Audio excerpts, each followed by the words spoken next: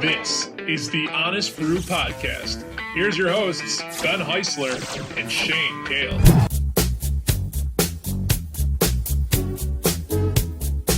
This is the Honest Brew here on thehonestbrew.com. Ben Heisler, Shane Kale. Glad that you've decided to spend some of your day with us, and we hope it's enjoyable because we're both very much looking forward to this conversation. If you've been to a sporting event in the city of Chicago, you know this man, maybe not necessarily by name, but you've certainly heard his voice. He is Gene Honda, the Hall of Fame public address announcer for your Chicago White Sox, Chicago Blackhawks, DePaul Blue Demons, and about 10 other teams that I probably can't count because the man is super busy. But somehow he's let us into his life and he's allowed us to talk to him for a couple minutes. So Gene, it's Ben and Shayn. Really appreciate the time today. How have you been? Good, thanks. And what Hall of Fame would let me in, by the way? Well, did you say that at your induction speech? Kind of. It's the old Groucho Marx line. I wouldn't belong to a club that would have me as a member. Well, there you go. We were talking about this earlier before we had you on, and you're going into the 2008 class of the Illinois Hall of Fame for media. And what happens if you wake up that morning and you have laryngitis and you can't talk? Like, then what do? Do you sign your speech? What would go through your mind in that situation? The fact that there were so many other inductees that I really didn't have time to say much anyway, so I didn't say much. It was nice because there were a lot of people there who I thought really deserved to be recognized for the contributions that they made. In my case, I think it was more guilt in the sense that it was gratitude. And I said that at my speech, was that, a lot of things that I've had a chance to do came about as a result of the things you learned back then and the things you picked up along the way. But if you don't have a place to start, there's no place to go. And that was the place where I started. So it was a great opportunity to be able to go back and say thank you. Well, yeah, Gene, you certainly sound humble about all the good fortune that's come your way, and you certainly have earned it. Do you still have that mindset going forward? Do you see any big projects coming your way in future years, or you kind of content with what's happening? You always hope for something new. I mean, I hope that I never get to a certain age that I say, okay, that's enough. Mm-hmm. There's always more things to do. There's hopefully new things to do, and that's why you answer the phone when it rings. Except when we're calling, of course. Yeah. Telemarketers, no. But anyone else, go ahead and call. There you go. Gene Honda is our guest here on The Honest Brew and thehonestbrew.com. Well, let's talk about some of those projects. Is there a specific dream public address or voiceover gig for you, whether it be maybe in movies or in television, or what would stand out to you to be that project? I think anyone who's an announcer, especially a freelance announcer, you hope for the kind of job that comes with residuals. For example, if you do a national commercial, you get money every time that it runs. Sure. So that's really the kind of job you're looking for. And the PA jobs were really supposed to help. We'll get your name out, get your voice out, and see what happens next. The funny thing was that for me, what happened next were other PA jobs, which was kind of weird. It wasn't exactly what the plan was. But on the other hand, I never expected to be able to do a Final Four either. Sure. So you don't know what's going to happen next. The funny thing about the Final Four, when I was in high school, I got tickets to go to the Final Four down in Atlanta, and with a couple of friends, a couple of people from out of town, and I hear your voice over. I was just a kid. I don't know who's going to be the PA announcer at the Final Four, but instantly I recognize that it's you, and I fill everybody in. I'm like, this White Sox announcer, Gene Honda. I've been following him forever. So, just what's it like to get that kind of recognition? And I'm sure it's more of a thing from your point of view. You say that you weren't expecting that kind of thing, but what does it feel like to be recognized that by the people making the decisions in the NCAA and other things like that? When it first happened, you're overwhelmed. You really are. And then that feeling doesn't change the minute you walk into the first one. My first one was a couple of years before you, because if you were in Atlanta, my first one was 03, so you were 05. Yeah, that sounds about right. And that was a big year for you, 05. 05 was a big. Well, no, I'm sorry. 05 was St. Louis. I'm sorry. So it may have been Atlanta. Yours was 06. The first one for me was in New Orleans. I had never been in a building as big as the Superdome for a sporting event. And I was so overwhelmed that I actually, and I'm glad I did, I actually got nervous. And you're supposed to. It's the Final Four. You're supposed to be a little nervous. And then you fight through it. So it was a great experience. It was a reason why I started shopping for adult diapers. No,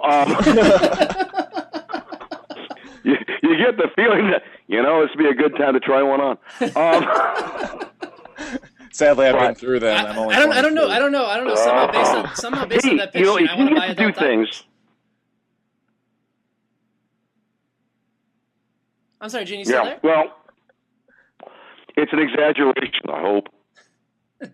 But, if you get to do things that you either always wanted to do, dreamed of doing, or never dreamed of doing, you're going to get that feeling. And I hope you do.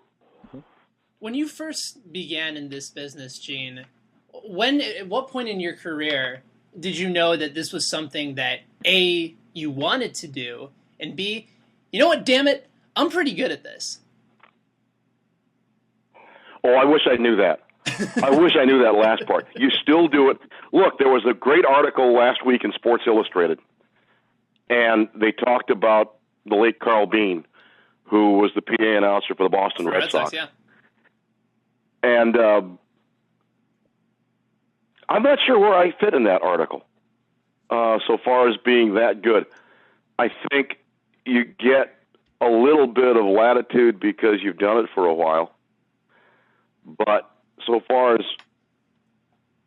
getting into it, the honest answer is I got into it by accident, and it was strictly to find a new way to be able to get your name, your voice out as a beginning broadcaster, which I think I still am. It's still one of those things that you take as a mindset that this is not the end all. It shouldn't be the end all. That it's part of what you do as a package.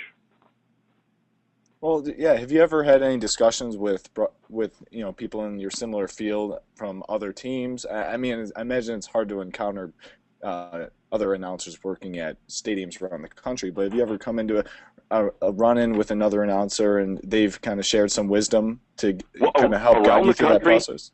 Around the country, not that much. I was lucky to meet Carl Bean. I was lucky to meet the old athletics PA announcer. I've sat down and chatted with every other announcer in the city here. And it's funny. You don't get pointers. It's more like a fraternity meeting. Yeah. In the sense that you share similarities. And that includes the new guy at the Cubs. And he's funny. He's funny. I mean, he knows what situation he's in. I give him a lot of credit because it could be very overwhelming knowing that out of, what do they say, 8,000, 10,000 people who applied on YouTube for the position, that you're the one who got it. And that really is overwhelming. I mean, you can get pretty full of yourself. But he never did, I don't think, in talking with him. And the best thing is he got invited back for a second year. And you just never know if you're going to get asked back. That's the funny thing. That's why for like the Final Four, that's not a job. It's my annual audition. I mean, you're going to it. So are they perform? Yeah.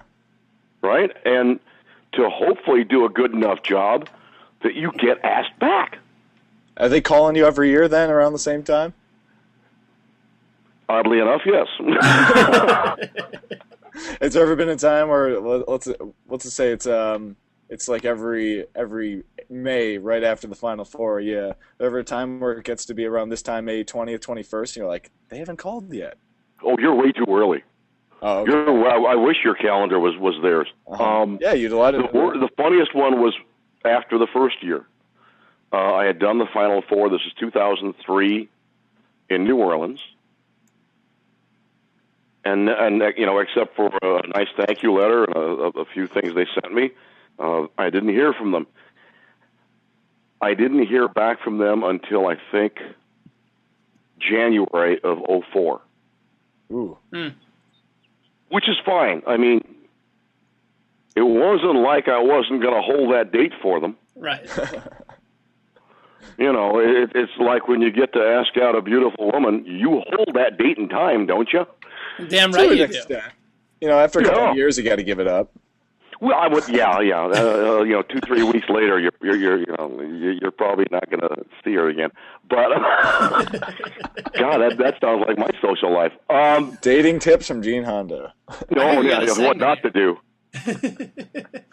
Have you actually been in a bar or a situation where you're just talking with people, you're shooting the shit with them, and all of a sudden they go, your voice sounds so familiar. I can't pick up where it is, and then what do you do with that afterwards? Do you ever screw with people a little bit and just be like, no? Let me ask you, what would you do in that situation? I would screw with them. Oh, absolutely. I would order a drink like Paul Konerko's coming to the plate. I've been known to have a lot of fun with people that way. Any stories come to mind? I'm sorry? Any particular stories? Only a few. And I guess the odd thing is that it's more going the other way. Twice have I gone into a bar like that and come out with another job. Oh, that's funny. Once was the Final Four. And oddly enough, the second one was for the Maui Invitational, which is the college basketball tournament that's held in the early part of the season. That's funny. But it's fun. It's fun. You just talk. And, I've heard your voice somewhere before. Really? Where? And you just try to play along and see where it goes. And at some point in time, they might press you, and depending on how much fun I'm having, I may or may not answer. Oh boy, yeah, we're talking with Gene Honda on the Honest Brew podcast. So the Blackhawks are out right now. You're probably a little sad about that, as we are, with their early exit from the playoffs. But you have a little extra time probably in your schedule. So how closely are you following the White Sox now? Like when they're on the road? I do, but I wish I had the extra time too. I mean, I spent most of the day-to-day trying to clean house, and I don't normally get that much time, which is good. I mean, it's the bane of any freelancer, and that is, you're crazy when there's not a lot to do, and you're crazy when there is a lot to do, and I'm in that situation. So having a few days where there really wasn't much to do gave me a chance to do things like, clean my desk, pay my bills, fun things like that. And you also got to have the pure pleasure of dealing with NATO over the last week or so. How's that been? I have a great view of the lakefront, and I never left it. You plan ahead. I mean, that's all. It's funny. I guess we can say this now because it's winding down as we're doing this. Sure. But in truth, there were inconveniences to the local people here. But was it really any more inconvenient than when they have the festivals downtown? I don't know. Was it? No. I mean, when they have Taste of Chicago, you're not going to be able to get through Lakeshore Drive or through Grant Park. Mm-hmm. I mean, I've got to find a different route to get to the ballpark. Yeah. And it's no different. I may have to find a different route to get to the ballpark for the next game tomorrow. Hey, Gene, my boss told me not to go into work today, so I'm loving NATO right now. Yeah, you son of a bitch. I had to work. Yeah, that's good news, bad news, isn't it, though? I mean, it used to be that if they told you not to come into work, it meant you had the full day off. Now, thanks to technology, you can still do work from home. Mm-hmm. Did you still have to work from home, Shane? Did you still have to pull that off? I did as much as I could. Let's just put it that way. Liar. I was waiting for the call, and I was in the, I was Bobby Jenks in the bullpen, and the phone didn't ring. Well, there you go. At least you were on call in some way, shape, or form. Well, I'm glad you brought up Bobby Jenks, actually, because Gina is part of what's been great about your work is that you've had the opportunity to work and be involved in two spectacular championship series in the city of Chicago. And, I think back to 2005 with the White Sox in the World Series and most recently the Stanley Cup in 2010. And I'd be curious, I know there are different venues and there are different sports, but in those championship games, can you recall which one of them had the better atmosphere, or was it almost too comparable in the sense that it was just both of them were exceptional? It was very comparable. And I think, I don't want to say that I got immune to it, but you get the same feeling at a Final Four that you would at a World Series or at a Stanley Cup championship. There's a lot of excitement. There's a lot of anticipation. There's a lot of energy, and you can feed off it. You really can. It is something that is tangible, and if you don't feel it, you're not really doing your job. Yeah, you've got to allow that to play along with you. Maybe not so much at the Final Four where they really want more neutrality, but having the experience of dealing with that kind of enthusiasm helps you when you get to use it. Mm-hmm. So that was great. That was, though any of those are real hard. Yeah, hard not to forget. Yeah, one of the things I wanted to ask you before we go, specifically about this White Sox team. We never hear much about your general outlook about like the games itself and your thoughts on the teams that you're announcing for. But what do you think about this year's White Sox team? It's funny. People always ask me like I know what's going on. Mm-hmm. For the record, I've never never made out a lineup card. I've never made up a lineup card. Yeah. I've never selected the starting pitcher. Mm-hmm. My first year was 1985. Sheesh. We were working a meaningless game between the Cubs and the White Sox. At that time, it was the Busch Crosstown Classic. And both teams would bring up minor league players so that the starters didn't have to play the full game. I mean, they may have put the starters out there, and then at about the third inning, it was like an all-star game, except you didn't know who some of these players were. So I'm up there. I'm getting ready to, go to work. I'm working on my lineup card. And back then you could smoke in the press box, and I could smell a cigar behind me. And it was the late Steve Daly, who at that time, that was actually his last day writing sports for the Chicago Tribune. Wow. He was then transferred to Washington, D.C. to cover the political beat. And he taps me on the shoulder, and with his cigar still clenched in his mouth, he said, "Why are you pitching this pig?" Now, I looked at him like, you of all people know I did not put him in the starting lineup. But people assume that you know what's going on just because you work there. I don't know a damn thing. I imagine, but that's not 27 years later. I imagine you've picked up a couple things. Maybe, but all right, let's go back to Sox Fest this last year. Sure.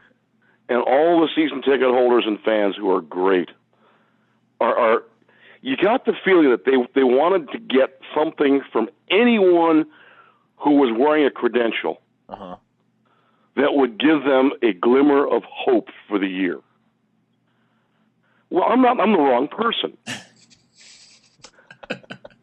And so because you play dumb. It's not an act. Yeah. But they'll ask that question. I mean, it starts then. It goes all the way through. The minute that pitchers and catchers report, it picks up again. And my answer is always the same. It's, guys, right now, we don't know who's coming north. On March the 1st, you're going to see a lot of people out there on the field in the spring training games wearing uniform numbers in the 80s and 90s. Uh-huh. And a lot of them are not going to be coming to Chicago. They'll be going to places like Charlotte, Birmingham. So I don't know what we're going to be like. I mean, it depends on who comes north. And then the next answer is, at the home opener this year, Mm-hmm. I was there. a woman came up to me who was another season ticket holder, and she was just aglow. She really was. And it was because she said, you know what the best thing about this day is? We have absolutely no expectations for this season, so anything good that happens feels even doubly good. Huh. Can't disagree You know with that. what? She's right. She's right.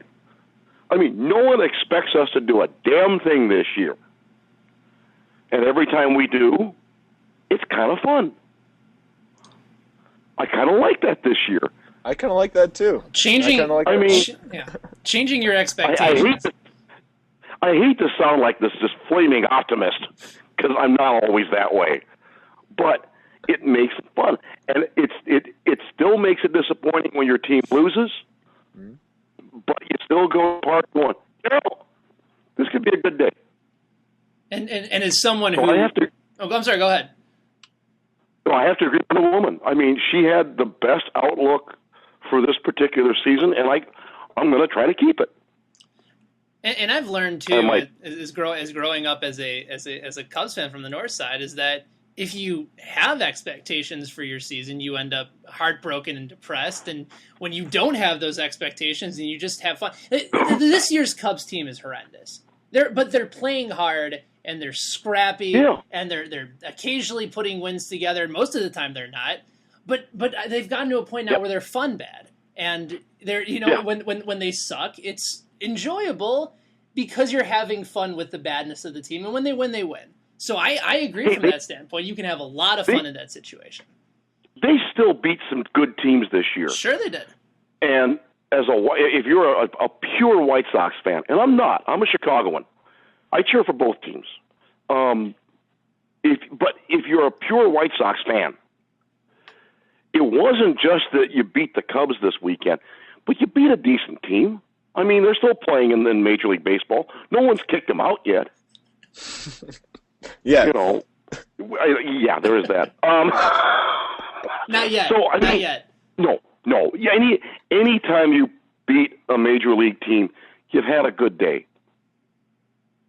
No question. Gene Honda is our guest here on The Honest Brew. One question that I've sort of been curious about is being a longtime public address announcer. The players on that team will recognize your voice, and I don't know whether or not you've had an opportunity to have a relationship or a friendship with any of the longtime Blackhawks or White Sox players, but take Frank Thomas for example. Does he ever ask you to come out with him and introduce his product? For example, he just introduced the Big Hurt Brew. Have you had a chance to try it? In other words, have you had any type of relationships with a lot of the guys that for many, many years they came to the plate with your voice? Mostly the older players, yes. Frank is a great example. I have not tried Big Hurt beer. I probably should one of these days. Yes, you probably. Oh, absolutely. Everybody in Chicago should try it. Yeah. Just don't drive. Well, yeah. Don't hurt and drive. That'll don't. Yeah, then it becomes hurt, drive, and hurt. The best, the White Sox were very nice to me, or Frank was, and I'm pretty sure it was a combination of the two. They asked me to introduce him at his retirement press conference. And before the press conference, we were in an area off stage, and he came up and gave me a big hug and said, "Well, you're only going to have to say it one more time." And then he paused and said, "Unless we both work an old-timers game together." Well, actually, it's funny that you bring this up because Frank's gonna be Hall of Fame eligible pretty soon here. Any plans, and maybe in your mind, that you'll be traveling to Cooperstown with him? No. I mean, for Frank, I'm sure, they still allow you at Cooperstown to select who gets to introduce you, and I'm sure he's got other people that are much closer to him to be able to do that. It's funny. We had a player that we acquired years ago, and I was supposed to introduce him at Sox Fest, but I didn't know how to pronounce his name. And our PR director, Scott Reifert, said, well, come on, I'll walk you over, I'll introduce you to him. So we met, we shook hands, and Scott told him what I do. And we were there to find out how to pronounce his name properly. And as soon as I got the pronunciation, he looked at me and said, so you mean you're the guy who always said Frank Thomas? And I'm looking at him, I go, what are you doing listening to that? You're on the other team. Oh, man. And the gentleman was Jim Thome. Oh. That's funny. And you should use the word gentleman anytime you use the words Jim Thome, because they all go together. He's one of the best. He truly is. Gene, it's been an absolute pleasure. We got a couple more for you before we let you go. And again, we're joined by the legendary Chicago White Sox and Blackhawks public address announcer, Gene Honda, here on The Honest Brew. Shane and I were constructing a list of a couple different characters who have legendary voices. And so we thought we'd play a quick game with you entitled, Whose Voice Would You Rather Have? You can either choose your own or the person that we set up for it. You want to give it a shot? Yeah, I'm gonna be like Sybil at the end of this. I'm gonna have about 16 different personalities or 16 different voices. I think that'll be good. I think we'll enjoy that. All right, let's start. Let's start with the great Morgan Freeman. Would you take your voice or Morgan Freeman's? I'll take Morgan Freeman's. What about longtime legendary Yankees public address announcer Bob Shepard? Absolutely, Bob. But you know what I'd rather have? I'll take my voice, but I would love to have Bob's eloquence and also his command of the language. That is still the benchmark for anyone in any kind of offstage announcing role. Now, this one's a little off subject, but what about Julie Kavanaugh, the voice of Marge Simpson on The Simpsons?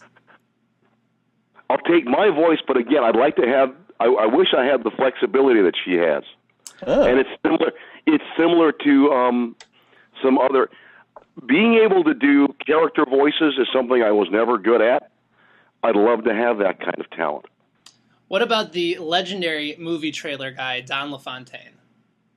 I'd love him. I'd love his job. I'll take his voice. I'll take the limo. What, you haven't gotten a limo yet? No, I drive a Honda. Oh. What am I supposed to drive? Thank goodness my last name isn't Hugo. Next. While we're on that subject, Shane, has there been a Honda dealership in the Chicagoland area that you've had an opportunity to work with and do voiceover work for? Because the name... No, come on. No. Have you thought about opening up your own? No, never. Yeah, that'd be Gene's Honda? No, I don't think so. I don't think that's the kind of... It's bad enough that a lot of times PA announcers get compared to used car salesmen. I don't really need to make that direct comparison, do I? Oh, God. All right, we got two more for you, okay, Gene? Bruce Weber, Illinois former men's basketball coach. I think I'll take my voice because Bruce sounds like he's in pain. I miss Bruce. I wish him all the best at Kansas. He's funny. Uh-huh. I got to meet him several times, and once was after the Final Four. And I also got to do the game up in Rosemont. Yeah, I was at that game. It was cool having you there, Gene. The Arizona game? Yeah, that was one of the. I imagine you've been to way more games than I have, but that was probably the coolest one. That was like a top 3, right along with the World Series and the Stanley Cup being the coolest events I've been a part of. Well, being an Illini, that was a hard game to do. Oh yeah, because again, you're working for the NCAA, and you have to be neutral. So that was tough. No, I got to meet him during those games in Rosemont, and then they brought him to a White Sox game, and their sports information director goes, I don't know if you remember Gene, and before he could finish, Bruce goes, oh, I remember you from Allstate. I'm like, yeah, that's me. And you said you weren't. I think I'll take my voice. Impersonations. It's not that hard to do. All right, last one we got for you, and none other than the Hawk Harrelson. I'd love to have his baseball knowledge. Okay. I think I'll keep my voice. And I just added a Southern my there. My goodness. I love Hawk.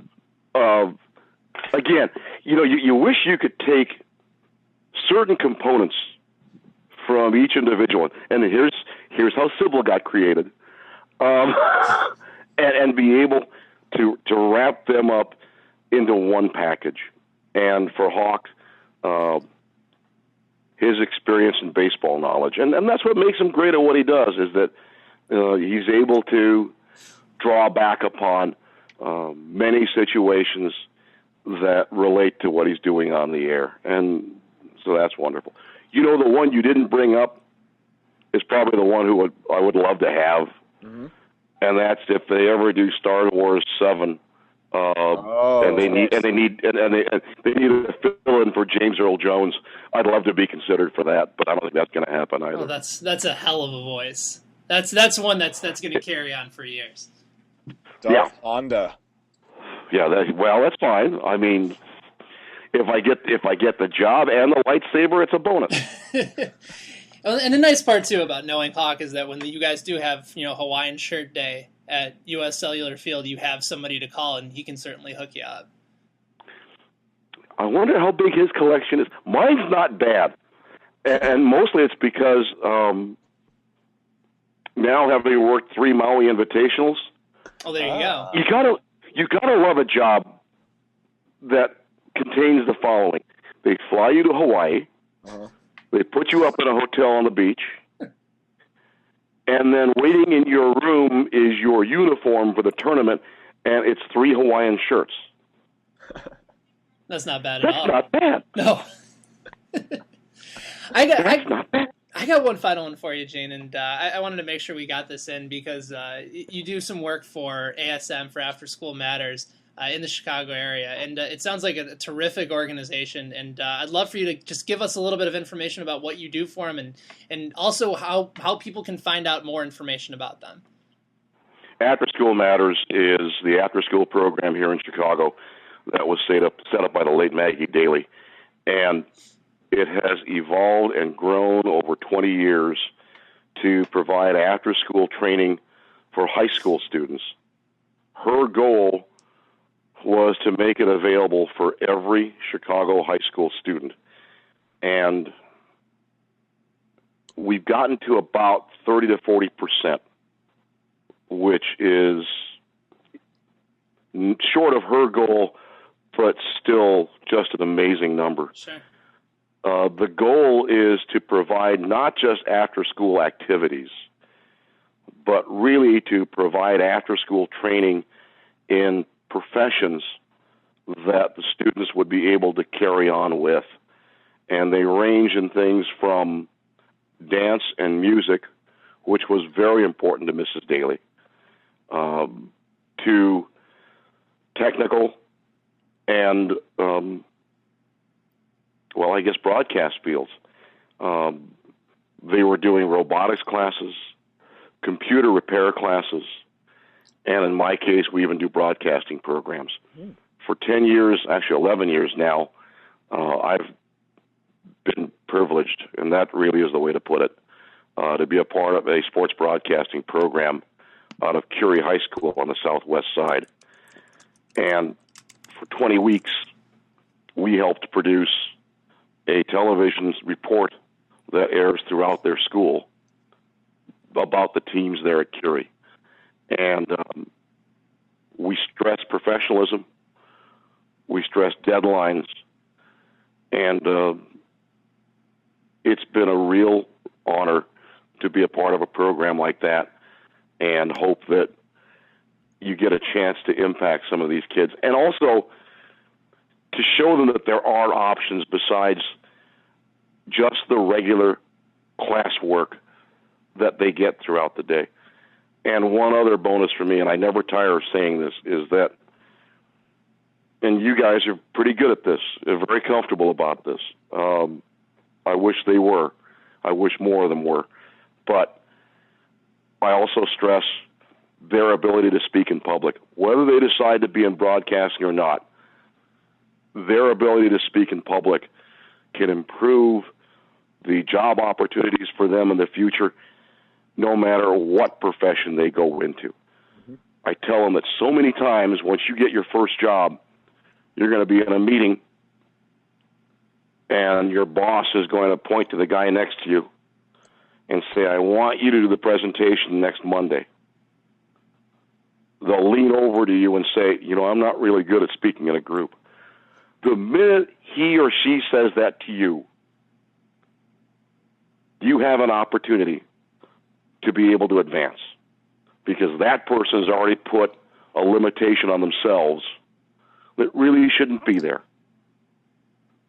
So one of the things we stress with the kids is to be able to speak in public, to be able to explain things to other people, and then to be able to work with other people.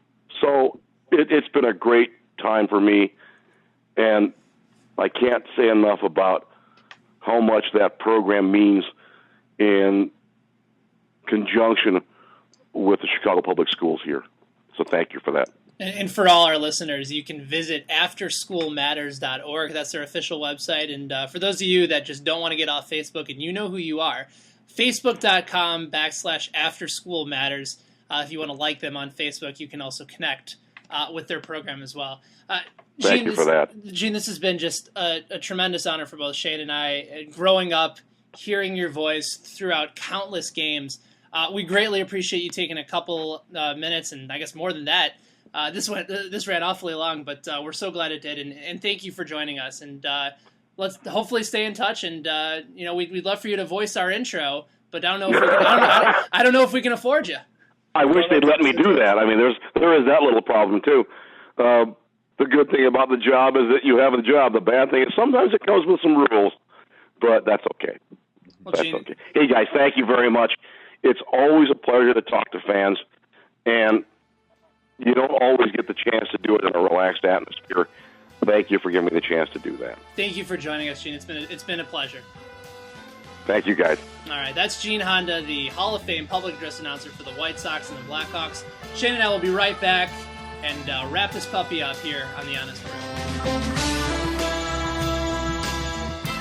Well, Shayner, I certainly had a terrific time with one of the voices of Chicago and Gene Honda, and that's nice to talk to somebody behind the microphone and get to find out a little bit more about their personality, and he certainly is one. He is the voice of Chicago. Yeah. And if there was not WGN, he is now surpassed to WGN as the voice of Chicago. Yeah, seriously, I've seen it. It's funny when you're watching WTTW and you see him hosting a telethon. Oh, that's right. Yeah, we never even mentioned that, but it just kind of occurred to me. I still think it's BS that he hasn't gotten an opportunity. He drives a Honda, and he still hasn't had an opportunity to be a voiceover man for the Chicagoland Honda Day. I think that's total BS. Yeah, as much of a crime that is, Cocoa Crisp has never gotten a Cocoa Krispies endorsement. So that's also true. I still always put that number one. Yeah. Well, we'll continue to work on endorsements so that we can, one day make money off the show and help provide you listeners with more of what you deserve, which is quality content. So we'll work on that whole aspect of, quality on the show. But what a great time with Gene Honda. We will be back ideally next week with another fun guest and some more thoughts. And Shayner, as we head out, unlike last time where I asked you what your final thoughts on life were and you didn't give me anything, what are your final thoughts on this week in general and just overall in life heading to the break?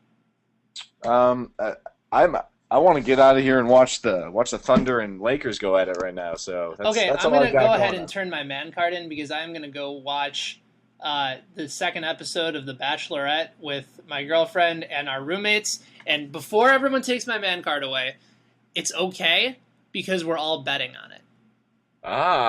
We have found a way to make The Bachelorette interesting.